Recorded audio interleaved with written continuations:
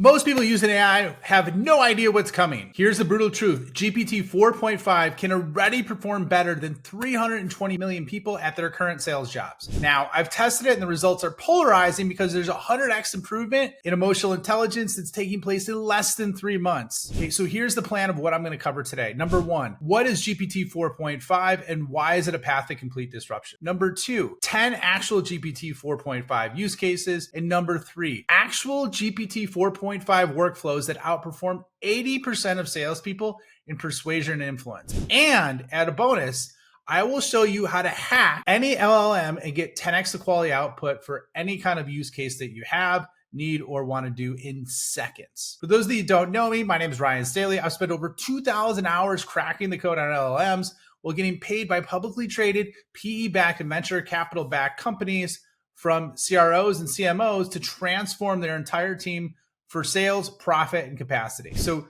now we're going to get into it. I can't wait to share this with you. This is the opposite of probably what you're hearing from the majority of people on YouTube, on LinkedIn, on X, but there's some really good things. So I'm going to walk you through this. You're going to see exactly where I'm coming from and what's going to happen so you know where the puck is going, not exactly where it's at right now. Okay, so I'm going to show you ChatGPT 4.5. Now, this just got released. It's only available in the $200 a month version. But the cool thing about it is it's going to be released as of the time of this video within the next week or two to the broader audience. Now, if you look at it, it's identified as the largest and biggest model for chat yet. Okay, this is very surprising. It's very expensive to operate and run, and it really operates kind of through the same training model that DeepSeek did, where it's unsupervised learning, okay? And so that's one of the things where the model self basically learns by itself, like what you've seen in different models where they compete against chess or other areas. Now, what you're going to see is we're going to transfer quickly over to the use cases because I want to spend some time on the workflows. Props to Min Choi over here on X, and he walks through actually multiple different use cases that he curated from the web. And I thought this was a great post, so I want to share it for you. So it highlights user intent, which is pretty cool. It's kind of funny that this was very smart-assy with the way the person responded to it and it was asking. This is another example of Didi, who talks about it on here. I hope you can see this. It's big enough, but basically it talks about all the different examples, what happens, and then how it is over at Google versus over at Meta. So very clever in terms of what he did there. I'm going to show you some use cases that I found too, because I really wanted to stretch the influence and persuasion aspect of this, because this isn't like a deep reasoning model, okay? It identified locations and photos. Now, this is where it starts to get interesting, okay? If you look at it, it took first place in the elimination game benchmark, which is deception, forming alliances, persuading the jury, appearing to be non-threatening, okay? And by a substantial amount. Now, where this is really interesting is because of the fact this is, I don't know if you've seen Beast Games on Amazon Prime. There's a lot in there. It's like Survivor. This is kind of what they're referring to. So I want you to remember that, and we're going to come back to some examples of that later. It talks about novel concepts at the same time. I don't know what Wodehouse is. Deception test. Now, once again, we talk about kind of alliance games. We're talking about deception tests, dad jokes. You can never go wrong with those, right? You can never go wrong with dad jokes. Another one too, IQ test scores. So it's smart, it can be deceptive, and it's good in team deception games. And then I really like this novel insight, right? Give me one truly deep novel out of distribution, mind-blowing, simple insight about humans that only few of us are aware of. Humans never generally pursue happiness. They only pursue relief from uncertainty. Happiness emerges momentarily as a byproduct of when our uncertainty briefly disappears. That's freaking wild, okay? So now I'm going to show you the use cases that I discovered because I wanted to really stress test this to make sure that this was worth your time and worth me making a video for you to share. So I did a couple of things. Once I heard that this was basically an emotional intelligence model, which was, it's not going to shatter any benchmarks based on math and coding on the logic side. It's more the emotional quality side, which a lot of people miss, okay? So over here, what you're going to see is I asked it to identify the top 10 best questions I could ask executives to test their emotional intelligence. And some of these questions were pretty good. So, can you describe a time where you received critical feedback and how you handled it? Tell me about a significant mistake or failure and how you bounced back from it. Okay, so a lot of these are questions that they ask executives in interviews. So, it's interesting that they pulled these out. The other thing is, I'm using 4.5, but notice it gave references. So, I thought that was really, really interesting from that aspect. Another example that I use to test the emotional intelligence aspect of it are two things. I said, can you create a 2 to 3 paragraph emotionally charged story that's intriguing, relatable, inspiring on how a bootstrap founder took his company from 0 to 1, right? And if you look at this is pretty freaking good. It was late, the flicker of his old laptop screen illuminating Mark's face in the cramped corner of his rented studio apartment. I mean, come on, that's one sentence. Another one, months blurred together in a haze of tireless effort, every rejection a painful but essential lesson. Mark stumbled, he pivoted, but refused to quit. Once again, that's really good. 2 years after that desperate caffeine-fueled night, Mark stood in the modest office he finally moved into, stared at a number he once considered impossible, $1 million in revenue. The number wasn't just a milestone, it was proof to himself that every dreamer out there, that even the odds scream impossibility, determination whispers, keep going. Okay? It's kind of inspiring. I thought it was inspiring. And then I said, okay, generate 30 inspirational quotes that a founder to help them keep going. And this could be for anybody. It's not just a founder, but your dream's worth every sacrifice. Hold tight. Embrace uncertainty. That's where the magic happens, right? You're building more than a business. You're creating hope.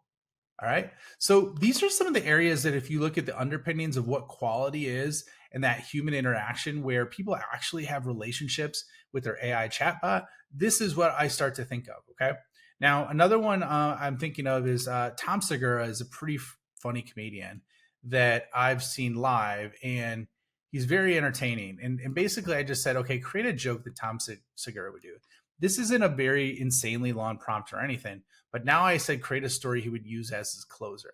And so as he walks through here, it's a pretty extensive story, but it follows his pattern of like how he would conduct a joke and how he takes you through dips and turns and twists all to get there, right? And I'm not going to read through this whole thing right now, but once again, this is a pretty compelling story. I think I'm going to include some of these chat threads so you can take a look at them for yourself. But at the same time, you know, I love the fact I'm dining in a candlelit poop dungeon and she's ordering cream brulee. So finally I surrender her, banging the door for help. Okay, so if you read the rest of this, it's pretty freaking funny. The other thing I had to do was basically walk inside the mind of someone I was trying to persuade. So say, can you reverse engineer the decision-making architecture of a 47-year-old divorced CISO who's evaluating a SaaS cyber tools post-breach before a board meeting? Okay, I know that's a wordful or a mouthful, if you will. But what I wanted to do is really get in the head. And if you're doing this or you're using this tool, once again, it's only the $200 Pro version now, but it is going to be released to the wider population soon, just like they did with deep research, okay? Now, what you're seeing is it goes through contextual drivers, core evaluation, cognitive and emotional factors, right? It talks about cognitive biases, emotional stress and fatigue, stakeholder management, decision process workflow. Like this was good, right? This is about coordinating people to make a complex decision. Subconscious influences, right? Like given personal circumstances, strong subconscious motivation to prove personal and professional resilience, stability, and strategic decisiveness, right? Anyways, you get what I'm saying here. So those are a couple examples. Now, that's number 2. Number 3 is I'm going to go through the workflow example. And one of the things I did is I created a project for this, and I put all of these in here. Now I'm going to go through 3 core workflows so that you could see what happens. And then I'm going to show you a bonus hack on how to really exemplify this, and afterwards 10x your outcome for no matter what you're doing, okay? So as you can see here, let's start with attention, because you're not going to be able to get a customer in sales if you don't have attention. And this was where I thought this was really interesting. So I dropped in this prompt, and basically with this prompt, I talked about my offering, AI consulting and AI skill training for leadership. I talked about my audience, CEOs, CROs, and chief marketing officers, right? And now what I did is I put in here and I created this prompt based on Persuasion from Robert Cialdini. So for those of you who don't know Robert Cialdini, he basically spent and invested 30 years of his life on psychological research of how to influence and persuade people. Okay. Now, one of the things that you're doing is I'm talking about the attention principle that he talks about in Persuasion. So we built that prompt out. Now, here's the interesting thing. I saw some of these responses were insanely good. Now, the thing that I didn't tell you yet is I mentioned there's a 100x improvement coming down the pipe. Now, I want you to remember that. And I'm going to circle back to that because we're only at a 10x improvement right now. Okay. We're only at a 10x improvement right now. So as you can see this, we have the disruptive insight opening, right? Did you know 68% of AI initiatives fail not due to technology, but leadership teams can't understand how to effectively integrate AI into their revenue and marketing strategies? Okay. Spotlight question, considering the immense investments your company is making in AI-driven technologies, how confident are you that your sales and marketing team could leverage this? And it's got the reasoning too of like why, right? And it's got all these different examples of attention. Take a look at this dashboard. Notice how quickly sales cycles shortened by 30%. All right. Now, the other thing that you could do is you could set this up and leverage this for an introductory meeting. So what I did, or try to get an example of it, is create an email sequence from these psychological principles. So once again, like basically logic is how decisions are made. Emotion is what creates action. And so as we go down here, I created another prompt, and this was more about a prospecting sequence. Jason Bay, I had him on my podcast a while back, does awesome at cold outbound. So I mentioned him. And the interesting thing is it built it out in Canvas, the Canvas option, which is this where you could edit it, right? Now within here, it's pretty interesting. I used a company named Project 44, and it integrated those different principles into each one of these prospect email sequences. Now, as you can see, it goes through and has a very, very high level of keeping the email, leveraging best principles of keeping it under a certain amount of words. It's got basically a A/B test with like a hook embedded in there. So a lot of psychological principles that are in here that if you weren't in the space, you wouldn't know about it. Okay. So that's number one of the 3 workflows. So that's on getting people's attention, particularly through meeting with them. Obviously, if you have this automated with an AI tool that's 10x better like this, or 100x better, insane things are going to happen. And once again, I will get into the 100x thing at the end so you can see what it's like. Okay, number 2, we're going to get into association. So to give you an idea, and I did the same thing, this is another principle from Cialdini, but to give you an idea, these are different concepts of strategically tailored for what we're talking about. And association is really around aligning good things in their environment with your solution so that the buyer naturally wants to buy it because there's that level of familiarity. Okay, so as we go through here, we got the visionary inner circle technique, right? So, our clients joined a select group of industry visionaries who have accelerated growth using this. Working with us place you in the inner circle, right? So it's association of being a thought leader. Another example is this is associated with like a Formula One race, the instant legacy, the protective intelligence. Let's go over this one. Our AI consulting acts as your protective intelligence system, preemptively identifying hidden opportunities and threats. All right. So some really interesting ways. I'm like, all right, how can we leverage this once again throughout the sales cycle? And the next is the introductory meeting. So we got attention in the first meeting. Number 2 is we're actually converting that attention in the first meeting. So what I did is I put a prompt in here that I created with my Sales AI Accelerator. And these are prompts that I share with my clients when I implement and customize to them. But this is an example of one for a first meeting. Okay. So what it talks about are specifically key points to talk about, insightful questions to ask the CEO, CRO, and CMO. And as you can see, like how critical is your personnel and company legacy of what you see as an innovator and applying AI within your industry. So that's hitting on the ego lever. What impact could it have on your sales team to leverage AI insights to close larger, more profitable deals? And then for the CMO, once again, it has what's your team's credibility and success. Now for here, what we do is we have potential objections you'll encounter as well, right? So I put that in there, and then also effective ways to overcome those, right? Obviously, association, risk mitigation. On top of it too, it's not about adding more tasks, it's about streamlining and accelerate what your team already does. Okay. So at the same time on the CMO, our clients quickly discover a competitive advantage by leveraging predictive AI marketing strategies. All right, so that's the second one. So once again, remember, these are only 10x better, and we're blending them with actual jobs to be done that you would use for sales. Now, I've worked with thousands of salespeople, a large amount through AI training. But the other thing that I worked with them was just over my career. And I don't see people typically spinning up messaging question as well as persuasive underlying principles like this is right now, which is why I'm saying this is kind of exciting but alarming at the same time. Okay, let's go over to the third concept. Now, this is framing. So, framing, what Cialdini talks about with this is basically, if you think about framing, it's like identifying a focus area of basically drawing the window around what you want people to focus on and then embedding and integrating your solution in there. Okay. So there's 4 examples in here: loss aversion, future self, contextual contrast, and anchoring, right? These are very technical sounding, but you could actually learn them relatively easy. Okay. So within here, one of the pitch statements is every day your sales team risks falling further behind competitors that are already leveraging AI. Okay, that might not seem like a big deal, but I can't tell you how many executives have actually told me that was one of the reasons why they decided to move forward. So that like hit me right between the eyes with like a sledgehammer. I was like, okay, I got to check on that. Number 2, future self. Like, imagine as a leadership team, you're constantly making decisions. Becoming AI fluent today positions you as a visionary organization competitors strive to emulate tomorrow. Okay, so tapping on the ego a little bit, contrasting, right?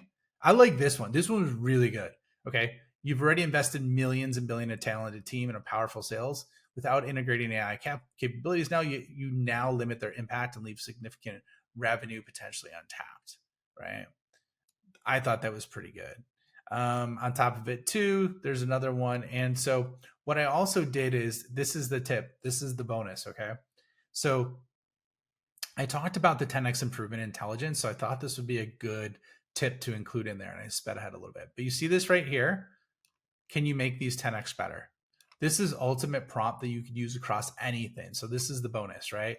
You could use that across anything. So basically it redid it and it reframed that entire pitch.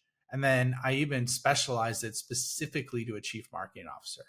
So not only did I make it 10x better, but at the same time, I customized it deeper for an exact role and organization. As you can see, it scripts out the exact language to use that's hyper persuasive. All right. So I'll give you an example of one, like currently your marketing budget efforts are constrained by traditional methods, yielding limited returns.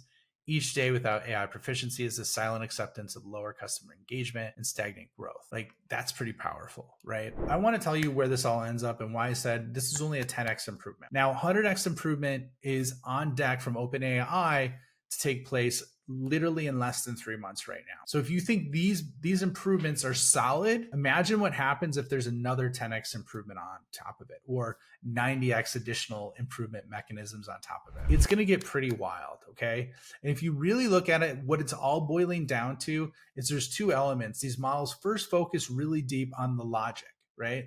So a lot on the logic and how, that's why they show the math tests as well and the PhD level reasoning. These are complex logic cycles like OpenAI O1 or the O3 model, DeepSeek, other examples. Perplexity has it embedded in there. There's other deep research that Google has and OpenAI has. Those are complex reasoning, okay? This is different because this is emotional intelligence and emotional quotient, if you will. This is what basically is going to make the model start to feel more human, and it's going to make people feel more understood. So why I think that many hundreds of millions of sales jobs are at risk is just like we've seen with other professions. This is going to start to do parts of people's job way better than they can organically, unless they massively level their game up or augment themselves to become a cyborg with AI. Now, GPT-5 is going to have that 100x bump. Okay, that's like, once again, that's scheduled to be released in like less than 3 months. I wanted to share that with you today because of 2 things. 1, the opportunity, and 2, the risk. You have to be aware of both of them if you want to take advantage of them, okay? And that's one of the things that hit me over the head, like literally 2.5 years ago when I decided to stop everything and move my entire business in terms of focusing on serving people with AI. So if you want to hear more about this, I actually give 140 prompts. You click on the link in the video, you'll have access to those as well as never miss an insight from me on a week-to-week basis. Or if you're qualified, you could also see in the profile, book an AI consult with me where I could privately go over and see what the opportunities are for you and your organization. So regardless, I really appreciate you joining me today. I can't tell you how fun it is to share this with you, and I look forward to seeing you all on the next video.